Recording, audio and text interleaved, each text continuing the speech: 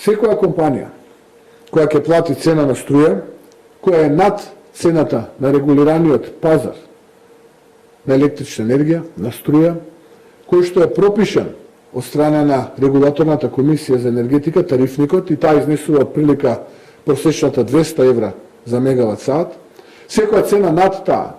која што ќе ја платат компаниите, половина од разликата да ја превземе државата. Според нашите калкулации и според мерките кои што и според првата мерка која што предлагаме, станува збор за отприлика 50 на милиони евра помош за стопанството, да ги зачуваме работните места, да продолжиме да произведуваме, да го задржиме извозот, предвидуваме викенд без ДДВ за основните прехранбени производи. Викенд без ДДВ за да можат да се снабдат граѓаните по пониска цена, за да не удираме